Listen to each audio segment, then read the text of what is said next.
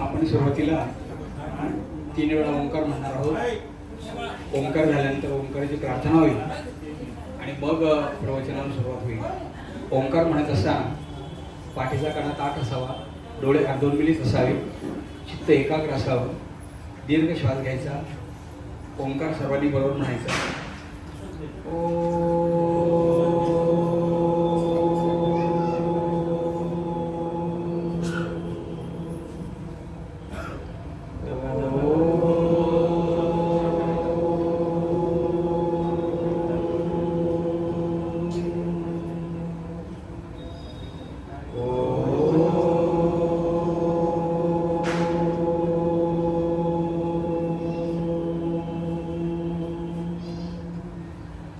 ओंकार बिंदु संयुक्तं नित्यं ध्यायन्ति योगिनः कामदं मोक्षदं चैव ओंकाराय नमो नमः.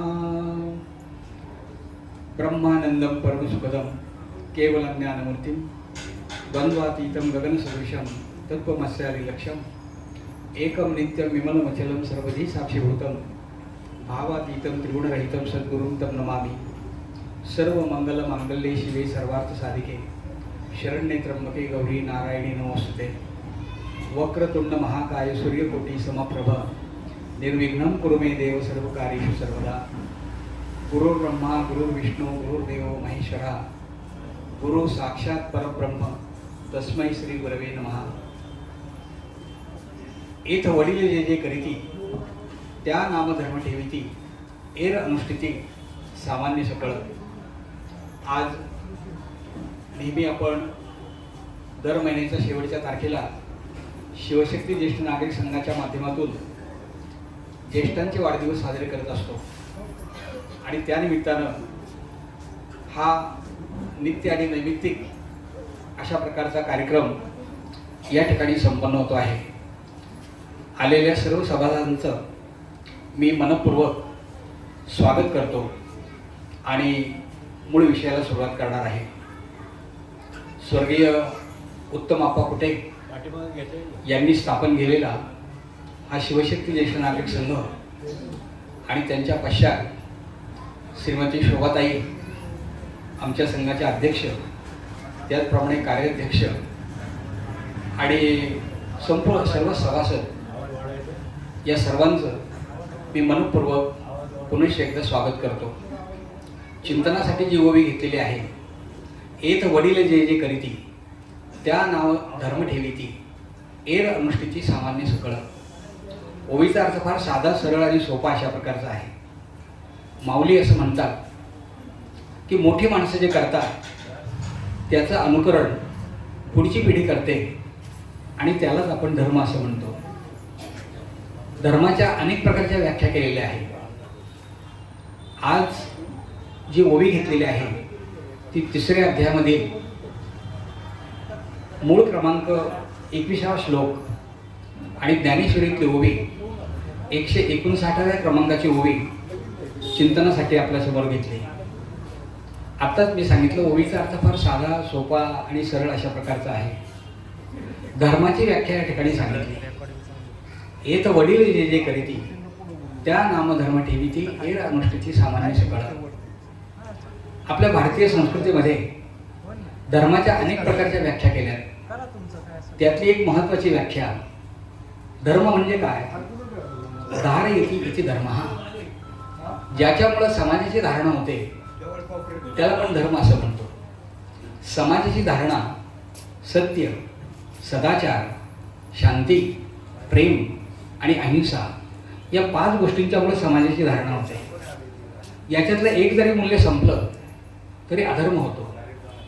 आणि आपल्या भारतीय संस्कृतीमध्ये एकेका मूल्यासाठी जीवन जगणारी मंडळी आपल्या भारतात होऊन गेली. सत्य कसं बोलावं? राजा हरिश्चंद्राप्रमाणे बोलावं. बंधुप्रेम कोणाप्रमाणे असावं? भरत लक्ष्मणाप्रमाणे असावं. एकेका मूल्यासाठी जीवन जगणारी मंडळी आपल्याकडे आहे. एक जरी मूल्य संपलं तरी अधर्म होतो. भगवान कृष्ण भगवद्गीतेच्या 4थ्या अध्यायामध्ये आपल्या अवताराचं कारण सांगतात.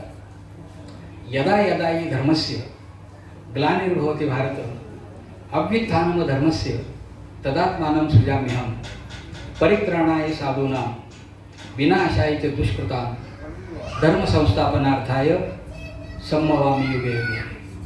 जेव्हा जेव्हा धर्माला ग्लानी येते त्यावेळेला सज्जनांचं रक्षण करण्यासाठी आणि दुष्टांचं पारिपत्य करण्यासाठी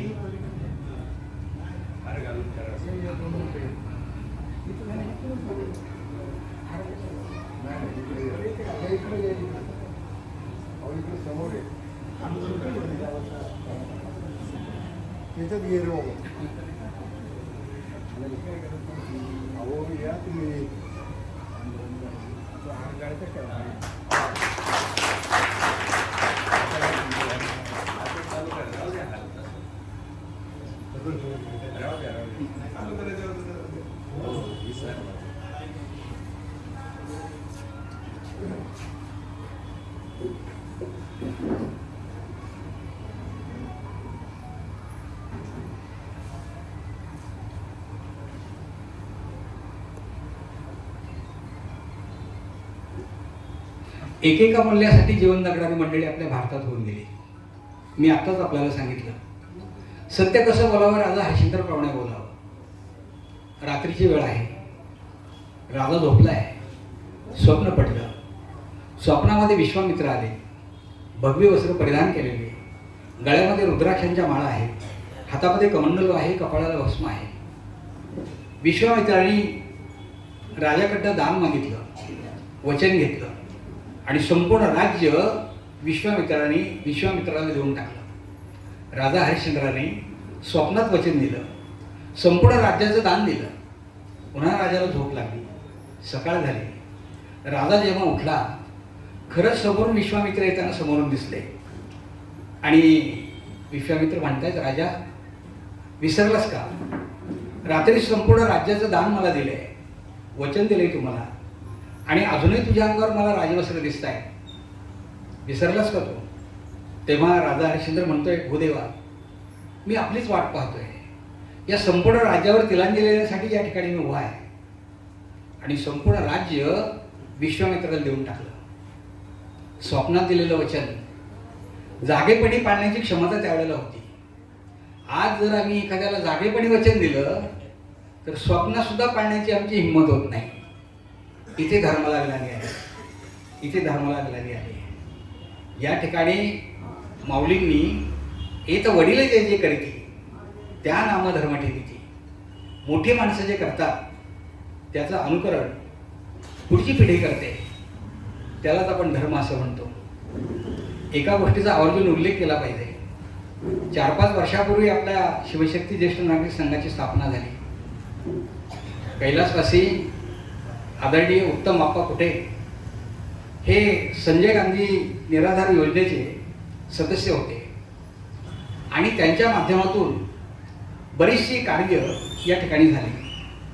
ज्या निराधार महिला आहेत, विधवा, दिव्यांग आहेत, श्रवणबाळ योजना आहे, शासनातर्फे ज्या ज्या काही योजना राबवल्या जातात, या योजनांचा आपल्या परिसरातील लोकांना, महिलांना उपयोग व्हावा म्हणून हाती घेतलेलं हे कार्य जवळजवळ अद्यापर्यंत 200 ते 250 मंडळींना याचा लाभ होतो आहे. आज आप्पा आपल्यात नाही, परंतु त्यांच्या परिवाराने ज्येष्ठ नागरिक संघाच्या माध्यमातून हा जो उपक्रम चालू ठेवलेला आहे, हा खरोखर स्तुत्य अशा प्रकारचा उपक्रम आहे.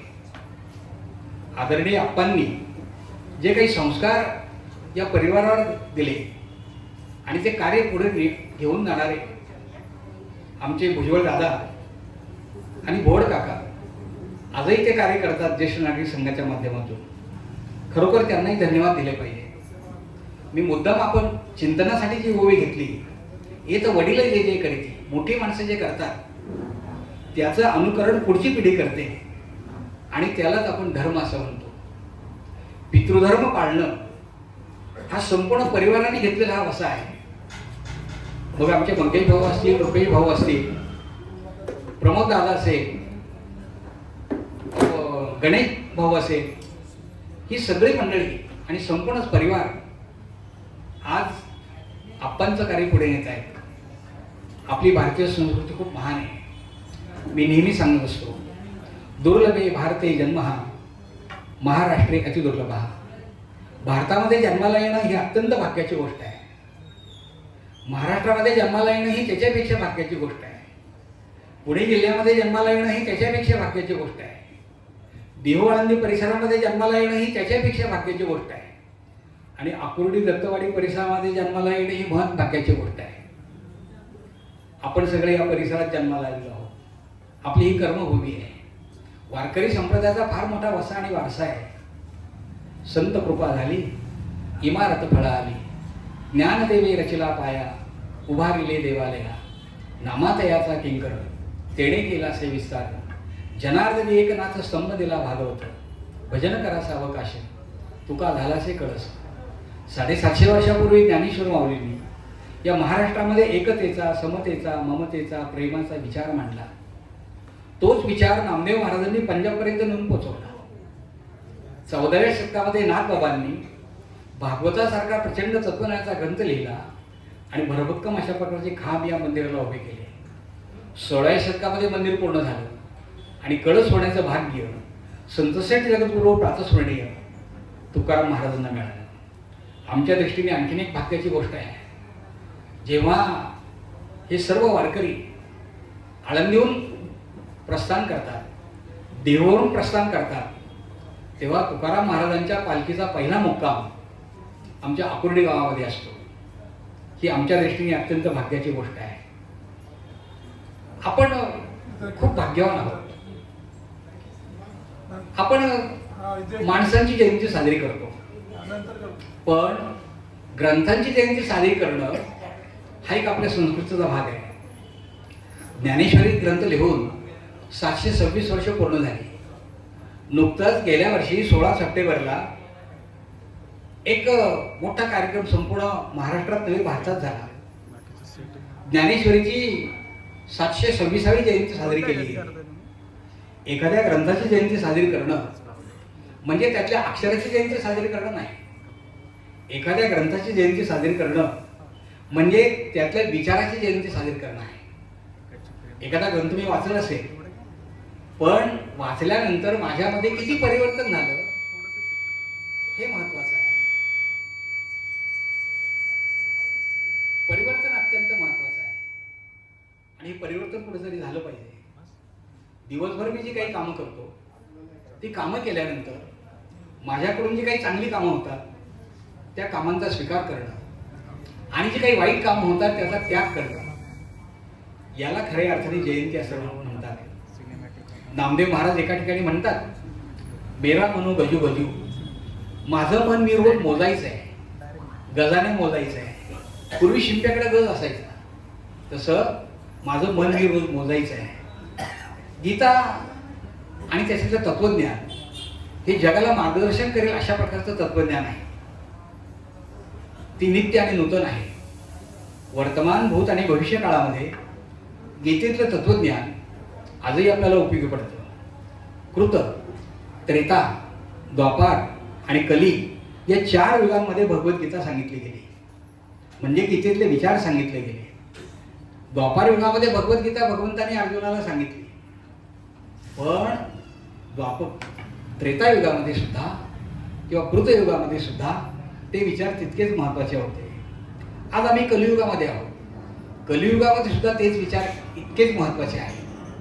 एकच विचार आपण घेऊया, कर्मण्येवाधिकारस्ते मा फलेषु कदाचन मा कर्मफले हितोर ब्रह्मा ते संगोषु कर्मणी. भगवंत अर्जुनाला सांगतात, अर्जुना तुझं कर्म तू कर, फलाची अपेक्षा बाळगू नकोस. द्वापार युगामध्ये सांगितलेला विचार आजही आम्हाला तो योग्य वाटतो. म्हणून गीता ही नित्य आणि नूतन अशा प्रकारची आहे. भगवद्गीतेच्या 3ऱ्या अध्यायामध्ये कर्मयोग सांगितलेला आहे. आज जी ओवी चिंतनासाठी घेतली ती ओवी ही मूळ भगवद्गीतेमध्ये 21वा श्लोक आणि ज्ञानेश्वर माऊलींच्या ज्ञानेश्वरीतील 159व्या क्रमांकाची ओवी आपण समोर घेतली आहे. कर्मयोग सांगितलं आहे. 5000 वर्षापूर्वी कुरुक्षेत्रावर कर्तव्य कर्मापासून बाजूला गेलेला अर्जुन त्याने पुन्हा हातामध्ये धनुष्य घ्यावं आणि लढाईला सुरुवात करावी म्हणून जो उपदेश केला तो उपदेश म्हणजे भगवद्गीता आपल्या सगळ्यांना माहीत आहे. भगवद्गीता ही संस्कृतमध्ये सांगितली. भगवान व्यासांनी जे काही महाभारत लिहिलं त्यामध्ये 18 पर्व आहेत. 18 पर्वामध्ये 7वं पर्व हे भीष्म पर्व आहे. भीष्म पर्वामध्ये 700 श्लोक हे भगवद्गीतेवरचे आहेत. पहिला श्लोक आहे धर्मक्षेत्रे कुरुक्षेत्रे समवेता वित्सवा मामकः पांडवा शैव किम कुरु संजय. तो संजयाला धृतराष्ट्र विचारतोय त्या धर्मक्षेत्रावर आणि त्या कुरुक्षेत्रावर मामकः म्हणजे माझे आणि कौरव पांडव एकत्र आलेले आहेत. त्या ठिकाणी काय होणार आहे तुम्हाला सांग.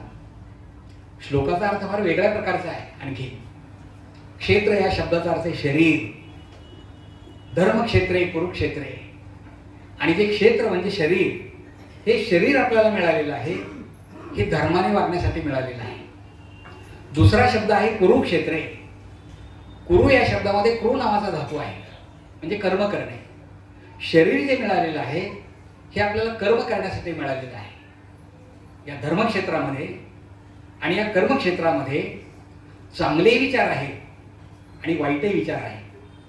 कौरवही आहे आणि पांडवही आहे. या ठिकाणी जय कुणाचा होणार आहे हे तुम्हाला सांग, असा एक अर्थ या श्लोकाचा घेतला जातो. पहिला जो अध्याय आहे किंवा पहिल्याच अध्यायामध्ये भगवंताने अर्जुन विषाद योग सांगितला. अर्जुनाच्या मनामध्ये निर्माण झालेला विषाद, अर्जुनाच्या मनात निर्माण झालेला संशय, अर्जुन विचार करतो आहे हे माझे सगळे आप्तेष्ट आहेत, नातेवाईक आहेत. मी या लोकांना मारणार, आमच्या भावाचा विधवा होणार, वर्णसंकर माजेल, त्यापेक्षा मला ते युद्धच नको. युद्धापासून बाजूला गेलेला अर्जुन त्याने पुन्हा हातामध्ये धनुष्य घ्यावं आणि लढाईला सुरुवात करावी म्हणून जो विचार सांगितला तो विचार म्हणजे भगवद्गीता आहे. ज्ञानयोग सांगितला, कर्मयोग सांगितला, भक्तियोग सांगितला, कर्मसन्यास योग सांगितला. अनेक प्रकारचे विचार सांगितल्यानंतर भगवंत अर्जुनाला शेवटी म्हणतात, अर्जुना तुला जेवढं काही सांगायचं ना ते सगळं मी तुला सांगितलं. युद्ध करायचे किंवा नाही हे तू ठरव.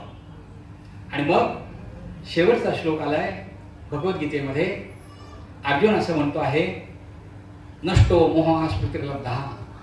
माझा मोह पूर्णपणे नष्ट झालेला आहे. तव प्रसादान्मय अच्युत.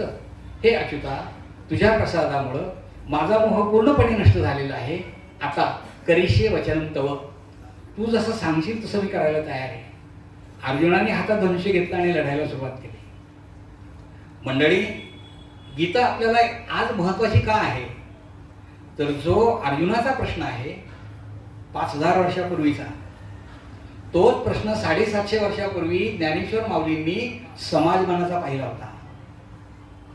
आम्ही रूपाची पूजा करायची की अरूपाची पूजा करायची, आम्ही सगुणाची पूजा करायची की निर्गुणाची पूजा करायची, आम्ही द्वैताची पूजा करायची की अद्वैताची पूजा करायची, एक प्रकारचा संभ्रम त्या काळात ज्ञानेश्वर माऊलींनी समाज मनामध्ये पाहिला होता. आणि अशा वेळेला समाजाचं प्रबोधन जर करायचं असेल तर माऊलींनी भगवद्गीतेसारखाच ग्रंथ निवडला. आणि अर्जुनाचा प्रश्न तोच आजही आपला प्रश्न आहे. माऊली एका ठिकाणी म्हणतात, अहो तुम्ही अर्जुनाचे पंथी जे परसनाया योग्य होते, आपण सगळे अर्जुनाच्या पंक्तीतले आहोत. कारण अर्जुनाचा जो प्रश्न आहे तो आजही आपला प्रश्न आहे. आणि म्हणून भगवद्गीतेची आम्हाला नितांत आवश्यकता आहे. मला एकाने विचारलं होतं की गीतेचं नेमकं सार काय आहे. मी म्हणालो पहिला श्लोक पाठ आहे का. म्हणून नाही पहिला श्लोक पाठ. म्हणून अर्धा श्लोक तरी पाठ आहे का. धर्मक्षेत्रे कुरुक्षेत्रे समवेता वित्सवा, पण तो पण पाठ नाही. म्हणलं पाव श्लोक तरी पाठ आहे का. धर्मक्षेत्रे कुरुक्षेत्रे, तो म्हणाला पाव श्लोक पण पाठ नाही. म्हटलं संपूर्ण 700 श्लोकांचं सार भगवद्गीतेच्या पहिल्या श्लोकातल्या पाव श्लोकामध्ये सांगितलंय. धर्मक्षेत्रे कुरुक्षेत्रे म्हणजे क्षेत्रे क्षेत्रे धर्मम कुरु. ज्या क्षेत्रामध्ये असेल त्या क्षेत्रामध्ये धर्माने वाग. आजही चिंतनासाठी हीच ओवी घेतली आहे. धर्माने वागण्यासाठी आपल्याला हे शरीर दिलेलं आहे. संत सुद्धा विचार सांगतात. कधी सावतामाळे फार वेळा पंढरपूरला गेले नाही, पण कांदा मुळा भाजी अवघी विठाबाई माझी, शांती शेवंती फुलली प्रेमी जाई जुई आली, सावता म्हणे केला मला विठ्ठल पायी गोविला गळा. कांदा मुळा भाजी हीच विठाबाई मान्याची सावता माळे यांची केवढी मोठी उंची आहे. संत सेना नावी माझ्या वाट्याला आलेलं कर्म आहे, प्रामाणिकपणे केलं पाहिजे. लोकांचे केस कापायचे, केस कापता कापता ते अभंग लिहायचे. आम्ही वारीक वारीक, वारीक म्हणजे नावी, आम्ही वारीक वारीक करू हजामत बारीक, विवेक दर्पण आहे ना गाऊ, अहंकाराची शेंडी पिळू, काम क्रोध नखे काढू, शांती उदक माथा चोडू. काही सुंदर विचार या मंडळीने मांडला. ते म्हणतात करू हजामत बारीक, म्हणजे बारीक केस कापणं इतकं सोपं अर्थ नाही. माझ्या वाट्याला जे आलेलं काम आहे हे मी इतकं मन लावून करेल, इतकं मन लावून करेल, at the bottom of the heart, हृदयाच्या तळापासून ज्या वेळेला काम केलं जाईल त्यावेळेला जो आनंद असतो त्याला आपण कर्म आनंद असं म्हणतो. आज चिंतनासाठी ओवी घेतली आहे. हे तर वडील जे जे करते. आपली संस्कृती खूप महान आहे. पुराणातली मला एक गोष्ट आठवली म्हणून सांगतो. शंख आणि लिखित दोघेजण भाऊ होते. दोघांची गुरुकुलं होती. हजारो विद्यार्थी गुरुकुलामध्ये शिकायचे. शंख धाकटा भाऊ आहे आणि लिखित मोठा भाऊ आहे. एक दिवस शंख आपल्या भावाच्या गुरुकुलामध्ये चाललाय. आजूबाजूला आम्रवृक्ष डवरलेले आहे. एक पाडाचा आंबा या शंखाने पाहिला. त्याने तो आंबा तोडला सुद्धा आणि खाल्ला सुद्धा. जेव्हा भावाच्या पर्णकुटीमध्ये गेला त्यावेळेला तो म्हणतो, दादा आज किती गोड आंबा खाल्ला म्हणून सांगू. तेव्हा लिखित असं म्हणतो, तो आंबा गोड असणारच, कारण तो माझ्या बागेतला आंबा होता. शंखाच्या लक्षात आलं की आपण आपल्या भावाच्या बागेतला आंबा आपल्याला तोडण्याचा काय अधिकार. माझ्याकडनं चूक झाली. तो म्हणतोय, दादा तुझ्या बागेतला आंबा होता हे मला माहित नव्हतं. तुला न विचारता मी आंबा तोडलाय. मला शासन केलं पाहिजे. तो म्हणतो, अरे तुझी बाग काय माझी बाग काय, तू माझा भाऊच आहेस. पण तो म्हणाला, नाही चूक माझ्याकडनं झाली, शासन केलं पाहिजे. तो म्हणाला, मी नाही शासन करणार. शासन करण्याचा अधिकार राजाला असतो. तो राजाकडे गेला. राजाला सगळा प्रसंग सांगितला. राजा म्हणतो, शासन आम्ही अशाच व्यक्तीला करू शकतो की ज्याच्याबद्दल कोणीतरी तक्रार केलेली असते. तुमच्याबद्दल कोणी तक्रार केली नाही, त्यामुळे तुम्हाला मी काही शासन करू शकत नाही. शंख मनामध्ये विचार करतोय, राजाही शासन करू शकत नाही, भाऊ पण शासन करत नाही, पण चूक तर माझ्याकडनं झाली. मग मीच माझं शासन करून घेईल. आणि त्याने ज्या हाताने आंबा तोडला होता तो हातच कायमचा तोडून टाकला. याला स्वयं शासन असं म्हणतात. याला धर्म असं म्हणतात. तुम्ही म्हणाल, सर काय आम्हाला पुराणातली गोष्ट सांगितली. पुराणातल्या काही गोष्टी खऱ्या असतात का. अलीकडची गोष्ट सांगतो ना, 350 वर्षापूर्वीची. दादोजी कोंडदेव शिवरायांच्या बागेतून चालले होते खेड शिवापूरला. आम्रवृक्ष त्या ठिकाणी डवरलेले होते. शिरपेचाला एक आंबा लागला म्हणून दादोजी कोंडदेवांनी तो आंबा तोडला. पण लगेच चूक लक्षात आली, ही बाग शिवरायांची आहे, आपल्याला काय आंबा तोडण्याचा अधिकार. दुसऱ्या दिवशी लाल महालामध्ये सभा भरली. त्यावेळेला प्रश्न उपस्थित केला आणि सांगितलं की शिवरायांच्या बागेतला आंबा माझ्याकडून तोडला गेला, शासन मला केलं पाहिजे. जिजामातांना मोठा प्रश्न पडला की यांच्या मार्गदर्शनाखाली आम्ही राज्य करतो आणि आम्ही पण यांना शासन करणार. परंतु दादोजी कोंडदेव पुन्हा पुन्हा म्हणताय, चूक माझी झाली आहे, शासन मला केलं पाहिजे. आणि शासन करण्याचा अधिकार शिवरायांना आहे. शिवाजी महाराज 8-9 वर्षाचे असतील. आपल्या गुरुजींना आपण शासन कसं करायचं, मोठा धर्मसंकट उभं राहील. परंतु शासन तर झालंच पाहिजे, कारण गुरुजींनी आपल्याला शिकवलं आहे.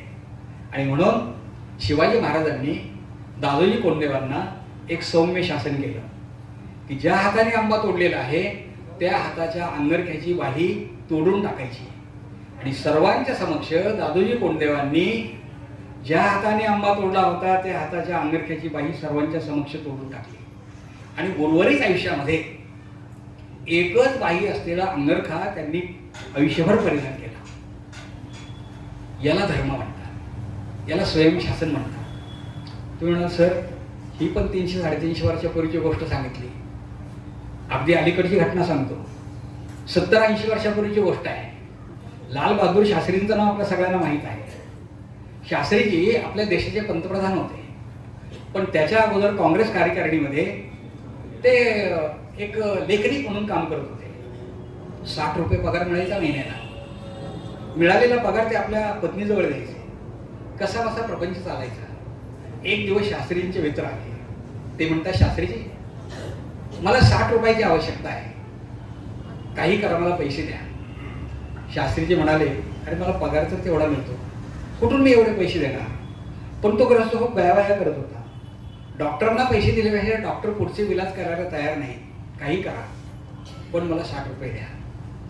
शास्त्रीजींच्या पत्नी आतून सगळं हे ऐकत होत्या आणि त्यांनी शास्त्रीजींना आतमध्ये बोलावलं. एका डब्यातून 60 रुपये काढले आणि शास्त्रीजींच्या हातात दिले. शास्त्रीजींनी ते पैसे घेतले आणि त्या ग्रस्ताला दिले. तो ग्रस्त निघून गेला. प्रसंग या ठिकाणी संपला. शास्त्रीजी आतमध्ये आले आणि बायकोला विचारलं, अगं पगार तर एवढा मिळतो, कसा कसा प्रपंच आपला चालतो, तू एवढे पैसे आणलेस कुठून? तेव्हा पत्नीने सांगितलं, तुम्ही जेव्हा माझ्याकडे पगार देतात ना, त्या 60 रुपयातले मी फक्त 55 रुपये खर्च करते आणि 5 रुपये दर महिन्याला डब्यामध्ये शिल्लक ठेवते. दर महिन्याचे 5 रुपये, 12 महिन्याचे 12 गुणिले 5 म्हणजे 12 पंचे 60 रुपये माझ्याकडे शिल्लक होते, म्हणून मी ते देऊ शकले. हाही प्रसंग इथे संपला. परंतु 11 वाजता जेव्हा शास्त्रीजी कार्यकारिणीच्या ऑफिसमध्ये गेले, त्यावेळेला त्यांनी कागद घेतला, कार्यकारिणीच्या अध्यक्षांना अर्ज लिहिला आणि अर्जामध्ये स्पष्ट लिहिलं, इथून पुढे दर महिन्याला मला 55 रुपये पगार देण्यात यावा, कारण 55 रुपयात माझं घर भागतं. याला धर्म असं म्हणतात, याला धर्म असं म्हणतात. आणि म्हणून आज आपण पाहतो की कुठेतरी धर्माला ग्लानी आली. माणसं धावतायत धावतायत धावतायत. 7 पिढ्याचं मिळवलंय, 7 पिढ्याचं, तरी चेहऱ्यावर आनंद नाही. विचारलं, का बाबा आनंद नाही? एवढे पैसा आहे, 7 पिढ्यांचं कमवलंय. तो 7 पिढ्या बसून खातील, पण 8वी पिढी काय करेल? कुठेतरी आज आम्हाला याच्या चिंतनाची गरज आहे. मी नेहमी सांगत असतो, सुख आणि समाधान या 2 गोष्टी फार वेगळ्या आहेत. आज आम्ही म्हणतो की आम्ही आमच्याजवळ खूप सुख आणि सोयी आहे, परंतु सुख आणि सोय यामध्ये 2 शब्द आहेत. सोयी या सुखाच्या स्वरूपात वाढल्यात, सुख हे सुख नाही. मोबाईलमुळे आमची सोय झाली, पण सुख मिळतंय का? इतके आम्ही बेचैन होतो, इतके बेचैन होतो की प्रवास करत असताना मोबाईलची बॅटरी डिस्चार्ज झाली आणि आम्ही पुढे पाहुणे म्हणून कोणाच्या घरामध्ये गेलो, त्या गृहिणी तांब्यावर पाणी बाहेर घेऊन येतात, पण पाणी पिण्याच्या अगोदरच त्या बाईंना आम्ही विचारतो, तुमच्याकडे छोट्या पिनचा चार्जर आहे का, चपट्या पिनचा चार्जर आहे? इतके आम्ही अस्वस्थ झालेलो असतो. आज सुख जे आहे, मोटार, बंगला, गाडी, याच्यामध्ये सुख नाही. सुखाची व्याख्या फार वेगळ्या प्रकारची आहे. संतांच्या जवळ कुठे आहे मोटार, बंगला, गाडी? पण तरी सुद्धा संत म्हणतात, अवघाची संसार सुखाचा करीन, आनंदे भरेन तिन्ही लोक, जाईन गे माये त्या पंढरपुरा, भेटेन माहेर आपुलिया, सर्व सुकृताचे फळ मी राहीन, क्षेममी देईन पांडुरंगा. काहीच नाही तरी संत म्हणतात, आनंदाचे डोही, आनंद तरंग, आनंदाचे अंग, आनंदाची. आज आपण सगळ्यांनी जे जीवन जगतो आहोत, ते तुमची माझी आयुष्याची सायंकाळ आहे. उत्तर आयुष्य आपण जगतो आहोत.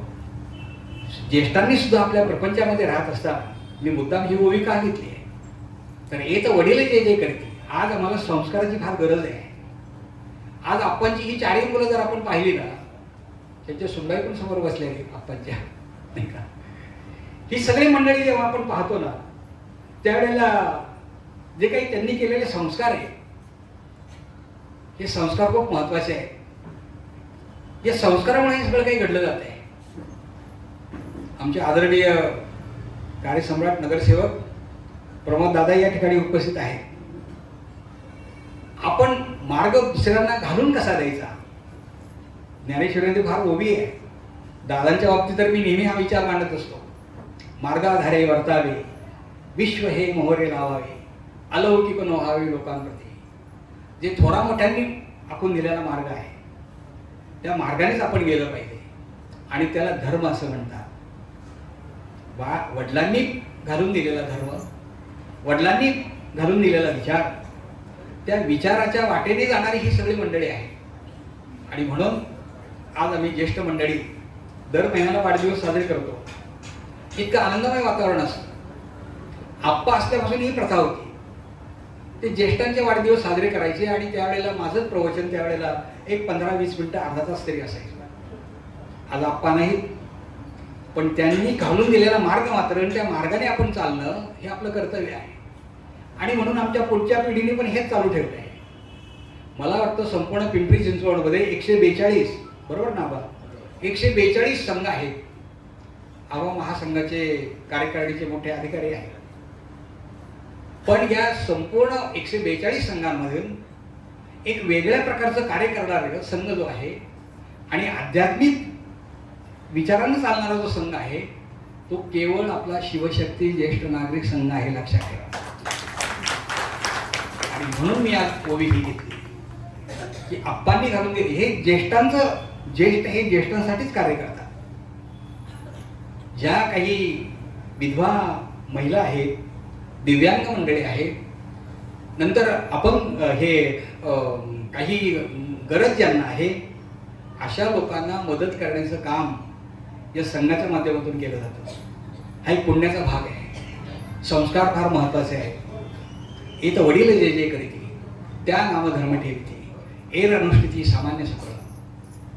आपल्या घरामध्ये सुद्धा आपली नातवंड असतात. संध्याकाळच्या वेळेला जेव्हा आपण देवघरामध्ये बसत असतो त्यावेळेला देवाच्या पुढे जर आपण हरिपाठ म्हटला, काही संस्कृत वचन म्हटले, काही श्लोक म्हटले, आपली नातवंड त्याचं निरीक्षण करतात आणि आपल्या मार्गानेच ते पुढे चालण्याचा प्रयत्न करतात.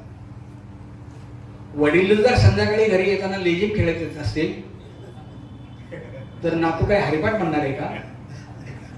संस्कार अत्यंत महत्वाचे आहे आणि म्हणून जीवनामध्ये संस्काराला खूप महत्व आहे. धर्माची व्याख्या केली आहे. हे तर वडील जे जे करते त्या नाम धर्म ठेवते, याला धर्म असं म्हणतात. धर्माचे अनेक सुख म्हणजे शेजार धर्म आहे, पती धर्म आहे, पत्नी धर्म आहे, बंधू धर्म आहे, अनेक प्रकारचे धर्म आहेत. पण त्या धर्माने माणसं वागत नाहीत अलीकडे. ती शोकांतिका आहे. प्राणी नाही धर्म सोडत, पण माणसं मात्र धर्म सोडतात. कबीर महाराज रस्त्याने चालले होते. पाण्यात पडलेला एक विंचू पाहिला. त्यांना वाटलं हा पाण्यात पडलाय, बुडणार, मारणार. कबीराने त्या विंचूला वर काढलं. पण तो काय करायचा, वर काढलं की बोटाला नांगी मारायचा, तो परत खाली पडायचा. कबीर महाराज परत त्याला वर काढायचे, तो परत खाली पडायचा. एकदा नाही, दोनदा नाही, 4 वेळा असं झालं. न राहून एका शिष्याने विचारलं, स्वामीजी तुम्ही त्या विंचूला पुन्हा पुन्हा वाचवताय आणि तो विंचू पुन्हा पुन्हा तुम्हाला चावतोय, कशाला तुम्ही त्याला वाचवता? कबीरांनी मोठं सुंदर उत्तर दिलं. कबीर महाराज म्हणाले, अरे तो विंचू आहे, चावणं हा त्याचा धर्म आहे. मी माणूस आहे, त्याला वाचवणं हा माझा धर्म आहे. तो जर त्याचा चावण्याचा धर्म सोडत नाही तर मी तरी त्याला वाचवण्याचा माझा धर्म का सोडू? मला त्याला वाचवलंच पाहिजे. प्राणी धर्म सोडत नाही, पण माणसं मात्र धर्म सोडायला लागले. भगवंतांनी आपल्याला सुंदर शरीर दिलं आहे. मी नेहमी सांगत असतो, महाराज म्हणतात, घेई घेई माझे वाचे, गोड नाम विठोबाचे, डोळे तुम्ही घारे सुख, पहा विठोबाचे मुख, तुम्ही ऐका रे कान, माझ्या विठोबाचे गुण. डोळ्यानं तुम्हाला पाहायचे ना, तुम्ही हेच पहा. कानानं तुम्हाला ऐकायचे ना, तुम्ही हेच ऐका. पायानं तुम्हाला जायचं ना, तुम्ही याच ठिकाणी जा. प्रत्येक अवयवाला आज्ञा केलेली आहे. आणि किती अनमोल शरीर आहे म्हणून सांगू, किती अनमोल शरीर आहे. 25 वर्षापूर्वीची गोष्ट असेल, कदाचित मी मागे सांगितलं पण असेल. मी एका दातांच्या डॉक्टरांच्याकडे गेलो होतो. माझ्या शेजारी एक आजी बसल्या होत्या. त्या आजी म्हणाल्या, डॉक्टर साहेब मला एक नवीन दात तयार करायचा आहे, किती खर्च येईल? डॉक्टरांनी सांगितलं 3000 रुपये खर्च येईल. आता खूपच आहे, लाखाच्या पुढे आहे आता, पण त्यावेळीची गोष्ट आहे. डॉक्टरांनी सांगितलं 3000 रुपये खर्च येईल. मी ते सगळं ऐकत होतो. आम्ही आपली शाळेत शिक्षक मुलांना शिकवत असतो. प्रत्येक माणसाला 32 दात असतात. मी गुणाकार करून तयार, 32 गुणिले 3 96,000चे दात. भगवंतांनी आपल्याला फुकट दिले, फुकट फुकट अगदी फुकट दिले. नुसत्या दातांची किंमत 1 लाख रुपये आहे. हातांची किंमत किती असेल? पायांची किंमत किती असेल? संपूर्ण शरीराची किंमत किती असेल? कोट्यावधी रुपयाचं शरीर भगवंताने आपल्याला दिलं आहे. अनमोल शरीर आहे, अनमोल. पुन्हा पुन्हा नाही, पुन्हा पुन्हा नाही, एकदा आणि एकदाच मिळालं आहे. आणि तेही धर्माने वागण्यासाठी मिळाले शरीर आहे, धर्माने वागण्यासाठी दिलं आहे. आपण एखादा परत परत नाही शरीर आपल्याला मिळत. मी एक मार्मिक दृष्टांत सांगत असतो. एक आंधळा रस्ता आहे, रस्त्याने चाललाय, टाळी वाजवत चाललाय, विठ्ठल विठ्ठल विठ्ठल म्हणत चाललाय. एक कावळा येतो, त्याच्या टाळीमध्ये सापडतो. त्याला असं वाटतं मी आंधळा असून सुद्धा कावड्याला पकडलं. राजा आपल्याला उत्तम बिदागी देईल. तो राजाकडे जातो. म्हणतो महाराज मी आंधळा आहे, पण दोन्ही डोळ्यांनी आंधळा आहे, पण कावड्याला मात्र पकडलं. राजाच्या लक्षात येतं हा असं का म्हणतो ते. राजा म्हणाला बाबा रे फार चांगली गोष्ट केली आहे, आंधळा असून सुद्धा तू कावड्याला पकडले. पण आता एक काम कर, हा कावळा सोडून दे आणि पुन्हा दुसरा पकडून आणून दाखव बरं. परत पकडता येणार आहे का? परत पकडता येणार आहे? एकदा आणि एकदाच. मानवी देह परत परत नाही, मानवी देह परत परत नाही. आणि म्हणून मिळालेला देह हा चांगल्या कामासाठी वापरणं हे आपल्या दृष्टीने महत्त्वाचं आहे. तुकाराम महाराज म्हणतात की या देहाचा उपयोग जर आपण आत्मसाक्षात्कारासाठी केला तरी याचे इतकं वाणरं साधन दुसरं कुठल्याही प्रकारचं नाही. आणि या देहाचा उपयोग जर आपण भोगासाठी केला तर याचे इतकं वाईट साधन दुसरं कुठल्याही प्रकारचं नाही. आणि म्हणून भगवंतानी आपल्याला देह दिला आहे. तो आपण को अहम, मी कोण आहे, कथमिदं जातम, मला जायचंय कुठं, को अस्य करता, मला निर्माण करणारा कोण आहे. या 3 गोष्टींचा माणसाने विचार केला ना की या देहाचा अर्थ माणसाला कळू शकेल. पण आज झालंय मात्र असं बरं का, जेव्हा आम्ही लहान असतो ना त्यावेळेला आमचे आईवडील आम्हाला म्हणतात गप्प बाई तुला काही कळत नाही. आम्ही मोठे झालो, प्रपंचामध्ये पदार्पण केलं, बायको तर पावला पावलाला म्हणते प्रपंचाचं का तुम्हाला काही कळतच नाही. तो म्हणतो अगं मी एवढा मोठा न्यायाधीश, मी जो न्याय दिला तो सगळ्या जगाने मान्य केला आणि तू काय म्हणते प्रपंचाचं काही कळत नाही. बायको म्हणते अहो तुम्ही जगाचा न्याय केला असेल, पण कोर्ट सुटल्यानंतर मंडईमध्ये यायचं, टॅक्सी थांबवायची, 5-25 रुपयाची भाजी आणायची आणि मग घरी यायचं, प्रपंचातलं का तुम्हाला काही कळतच नाही. आम्ही जेव्हा म्हातारे होतो ना त्यावेळेला आमची नातवंड पतंड सुद्धा आम्हाला म्हणतात आजोबा तिकडं कोपऱ्यात बसा तुम्हाला काही कळत नाही. लहानपणी आमचे आईवडील म्हणतात, मध्यम बायको म्हणते, म्हाताऱ्यानंतर नातवंड म्हणतात तुम्हाला काही कळत नाही. खरोखर का जीवनाचा अर्थ आपल्याला कळत नाही. जीवनाचा अर्थ कळून घ्यायचा असेल तर संतांचं वागणे आपल्या दृष्टीने अत्यंत महत्त्वाचं आहे. म्हणून संतांचे आपल्यावर अनंत उपकार आहेत, अनंत उपकार आहेत. महाराज आपल्या अभंगामध्ये म्हणतात काय वानू आता संतांचे उपकार, मज निरंतर जागविती, काय द्यावे त्याशी व्हावे उतराई, ठेविता हा पायी जीव थोडा, सहज बोलणे हित उपदेश, करुणी सायास शिकविती. किती प्रयत्नाने शिकवतात संत आणि गुरु, किती प्रयत्नाने शिकवतात आपल्याला. जीवनामध्ये गुरुसुद्धा आपल्या जीवनात असेच असतात बरं का. आपल्याला त्यावेळेला संस्कार करण्याचं काम करतात. गुरु कुंभार जातीचा, गुरु कुंभार जातीचा, वर मारी थापटणे आता आधार प्रेमाचा. शिक्षकांनी त्यावेळेला शिकवलं असेल आपल्याला, कदाचित ते रागवले पण असतील, पण आज जे आपण घडतो आहोत हे घडणं जे आहे हे केवळ आपल्या आईवडिलांनी केलेल्या संस्कारामुळं आणि आपल्या शिक्षकांनी केलेल्या संस्कारामुळं असतं. गुरु आणि रस्ता यामध्ये एक साम्य असतं बरं का. गुरु आणि रस्ता याच्यामध्ये एक साम्य असतं. जसं रस्ता आपली जागा सोडत नाही, पण रस्त्यावरून जाणारी माणसं बाकी पुढे पुढे जात असतात. गुरु आपल्याच जागेवर असतात, पण शिष्य बाकी फार पुढे पुढे जात असतात. गुरु आणि शिष्य याच्या रस्ते याच्यामध्ये हे साम्य आहे. गुरु किती सायासाने शिकवतात. मी अगदी विनोदाने सांगत असतो. प्रवचन चालू असताना विनोद होणंही जास्त महत्त्वाचं असतं, कारण माणसं जरा हसली पाहिजेत नाही का. आज एवढे श्रोते आहेत परंतु आमच्यावर अजून कॅमेराच फिरलेला नाही गौरव, तेव्हा नाही संपत आले आता लगेच. त्यामुळं एक जे आहे ते श्रोत्यांना सुद्धा आनंद होतो ना. आणि मी तर ग्वाही देतो की मी मंगेश भाऊला पण सांगितलंय की दर महिन्याच्या शेवटच्या तारखेला जी आपली हे होतात ना प्रवचन होतात ते आपण अशी लाईव्ह तरी करायची नाही तर यूट्यूबपर्यंत तरी पाठवायची. कारण लोक अनेक त्याचं हे करतात. मला सांगायला अभिमान होतो प्रमोद दादा बरं का. आम्ही विजयादशमीला हे चॅनल सुरू केलं आणि पहिले 4 दिवसामध्ये आम्हाला 1000च्या वर ते हे मिळाले, रिस्पॉन्स मिळाला. आणि सबस्क्रायबर जे मिळाले ना ते जवळजवळ आता 450च्या पुढे गेले. परंतु एक खंत वाटली बरं का. मी कालही माझ्या प्रवचनात सांगितलं, बाळासाहेब वाल्लेकरांचे वडील गेले तिथे, सांगितलं की त्याच्यावर एक सर्वे आला आणि त्या सर्वेमध्ये असं होतं की 16 ते 25 या वयोगटामध्ये किती लोकांनी प्रवचन ऐकलंय, तर संख्या होती 0. मी कधी कधी विचार करायला लागलो की ज्यांच्यासाठी आपण हे करतोय तोच वर्ग आज पुढे पुढे येत नाही. म्हणून उभी घेतली, हे तर वडील जे करती. आपण जे ऐकतो ते आपल्या मुलांना पण ऐकवा. कुठेतरी मुलं बदलली पाहिजे. 25 ते 45 वयोगट आहे ना, त्याच्यामध्ये जवळजवळ 60% लोकांनी प्रवचन ऐकले आणि अनेक लोकांनी लाईक केलं. एवढ्या 8 दिवस, आजच 8 दिवस झाले, 8 दिवसात एवढी माणसं मिळलं. आणि मग मंगेश भाऊंना हे सांगितल्यानंतर तर काय त्यांचा उत्साह एवढा उफाळून आला की पाहिजे ती गोष्ट मी करायला तयार आहे. इतकं आनंदी माणसं ही असतात आणि त्या दृष्टीने आपला हा कार्यक्रम होतो आहे. एकच उदाहरण सांगतो, पुढचे वाढदिवस आपले साजरे करायचे. मी ज्यांचे वाढदिवस आहेत त्यांना आत्ताच माऊलींच्या जवळ प्रार्थना करतो की त्यांचं पुढचं आयुष्य हे निरामय, आरोग्याचं, सुखाचं आणि समृद्धीचं जावं, अशा प्रकारची या ठिकाणी प्रार्थना करतो. आणि एकच दृष्टांत सांगतो आणि या ठिकाणी थांबतो. करुणी सायाशी शिकविती. संत आपल्याला किती प्रयत्नाने शिकवतात, किती प्रयत्नाने शिकवतात. एक दृष्टांत सांगतो. एक गुरुकुल होतं. गुरुकुलामध्ये अनेक विद्यार्थी शिकायचे. एक दिवस गुरुजींनी विद्यार्थ्यांना एक शब्द म्हणायला शिकवला. ब्राह्मण शब्द म्हणा.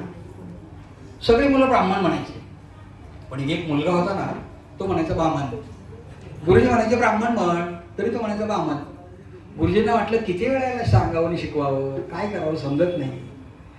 गुरुजींनी त्याला आपल्या जवळ घेतलं, पाठीवरून हात फिरवला आणि त्याला विचारलं, हे बघ, तू घोडा बघितलास का? म्हणून बघितला घोडा. घोड्याला खायला घालतात, त्याच्या तोंडाजवळ एक पिशवी असते, त्या पिशवीला काय म्हणतात? तो म्हणाला त्याला तोबरा म्हणतात. मग गुरुजी त्याला म्हणाले, तुला तोबरा म्हणता येईल का? तुला येईल म्हणता, मग म्हण बरं, तो ब्राह्मण, तो ब्राह्मण, तो ब्राह्मण, तो ब्राह्मण, तो ब्राह्मण, तो ब्राह्मण. करुणी सायाशी शिकविती. नाही का? शिक्षक असं शिकवतात, संत आपल्याला असं शिकवतात. आपल्या ज्येष्ठ नागरिक संघाच्या माध्यमातून हा प्रकल्प राबवायचं एकच कारण आहे. अमर्यादित जागेत राहून मर्यादित काम करण्यापेक्षा मर्यादित जागेमध्ये राहून अमर्यादित काम करणं कधी चांगलं असतं. आणि त्या दृष्टीने हे काम आहे. आज जेव्हा ही बाकीची मंडळी हे सगळे विचार आपले ऐकतील, आज आमची जागा मर्यादित असेल, पण काम मात्र अमर्यादित आहे. जेव्हा हे बाकीचे लोक ऐकतील, ते विचार ऐकतील, त्यावेळेला त्यांनाही त्यातून प्रेरणा मिळेल आणि आपणही आपल्या जीवनाचा अर्थ नेमका काय घ्यायचा याचं प्रबोधन त्या ठिकाणी नक्कीच झाल्याशिवाय राहणार नाही. असो, दर महिन्याच्या शेवटच्या तारखेला आपले वाढदिवस साजरे होणारच आहेत. पुरुष एकदा आपलं हे काम चाललंय, हे काम असंच पुढे चालू राहावं. आणि ज्येष्ठांच्यासाठी ज्येष्ठांनी चालवलं काम, मगाशीच मी उल्लेख केला की आपणचं हे काम अशाच प्रकारे पुढे आम्ही चालू ठेवणार आहोत. त्या दृष्टीने सर्वांनी एकमेकाला सहकार्य करावं, आपल्या जीवनातला आनंद आपण घ्यावा. जीवन हे खूप आनंदमय आहे, जीवन खूप सुंदर आहे.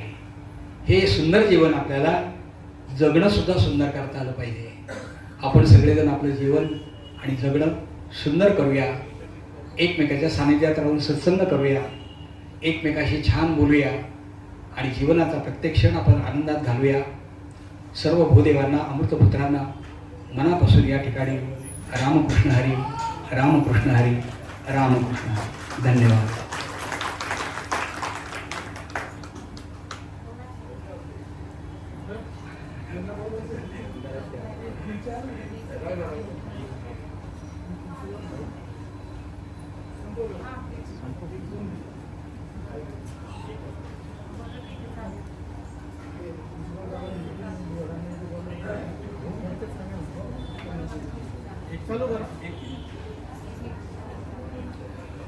मगाशी मी प्रवचनामध्ये आवर्जून ज्या गोष्टीचा उल्लेख केला, खरोखर ते काम खूप महत्त्वाचं आहे, बरं, खूप मोठं आहे.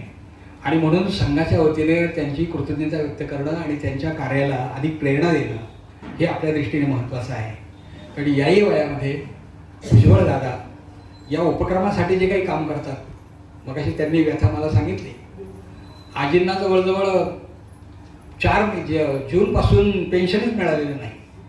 त्यांनी एक अर्ज तयार केला. अर्ज घेऊन ते कलेक्टर ऑफिसमध्ये जाणार आणि आजींनी तर मगाशी मला आप्पांच्याबद्दल एवढं काही सांगितलं आणि सांगता सांगता त्यांच्या डोळ्यात मी पाणी पाहिलं. आणि आज जे त्यांचं आनंदाचं जीवन आहे त्यामध्ये केवळ आप्पांचा फार सिंहाचा वाटा आहे. तेच काम भुजबळ दादा करतायत, गोड काका करतायत. अत्यंत गुणी माणसं आहेत. या दोन्हींचाही सन्मान या ठिकाणी करावं आणि त्यांनी पुढे यावं अशी मी त्यांना विनंती करतो. आणि आपले कार्यसम्राट नगरसेवक आमचे आदरणीय प्रमोद दादा या ठिकाणी उपस्थित आहेतच. त्यांनाच तो अधिकार आहे खरं म्हणजे सन्मान करण्याचा. मंगेश भाऊ तुम्ही पण या, आबा तुम्ही पण या, कारण तुम्ही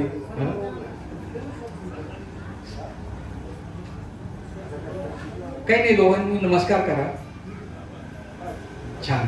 आणि मी माऊली चरणी अशा प्रकारची प्रार्थना करेन, हे कार्य करण्यासाठी त्यांना उदंड अशा प्रकारचं आयुष्य, निरामय आरोग्य लाभावं अशी प्रार्थना करतो आणि या ठिकाणी थांबतो. धन्यवाद.